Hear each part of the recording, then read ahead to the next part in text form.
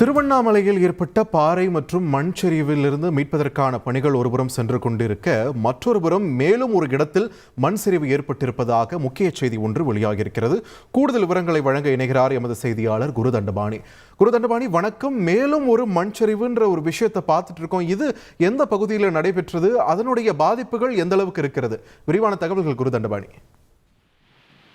கடந்த 2 நாட்களாகவே திருவண்ணாமலை பகுதிகளில் பெய்த கனமழையின் காரணமாக வஉசி நகர் 11வது தெருவில் அதாவது அண்ணாமலையார் மலையின் கீழ் வசிக்கும் குடியிருப்பு பகுதிகளில் மண் மற்றும் பாறைகள் சரிந்தது. இதில் ஒரு வீட்டின் மீது மண் மற்றும் பாறைகள் சரிந்த நிலச்சரிவு ஏற்பட்டதன் காரணமாக கணவன் மனைவி உட்பட 5 குழந்தைகள் என 7 நபர்கள் அந்த நிலச்சரிவில் புதைந்து சிக்கியுள்ளனர். தற்போது அவர்கள் மீட்கும் பணி நடைபெற்று வருகிறது.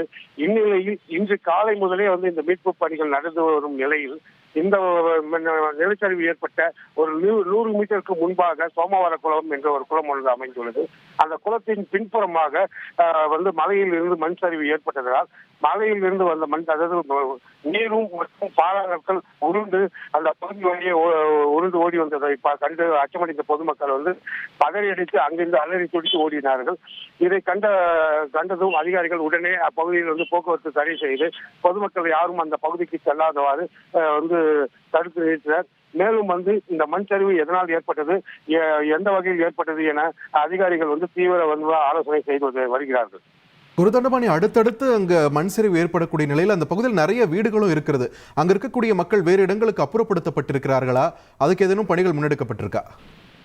நிச்சயமாக. அதாவது ஏற்கனவே மண் நிலச்சரிவு ஏற்பட்ட இடத்தில் கீழ்ப்பகுதியில் வசிக்கும் சுமார் 50க்கும் மேற்பட்ட குடும்பத்தினர், அதாவது ஒரு 100க்கும் மேற்பட்டவர் அங்கிருந்து பாதுகாப்பாக வெளியேற்றப்பட்டு அருகில் உள்ள பள்ளிகளில் தங்க வைக்கப்பட்டுள்ளார்கள். அவர்களுக்கு தேவையான அனைத்து வசதிகளையும் மாவட்ட நிர்வாகம் சார்பில் செய்து வருகிறது.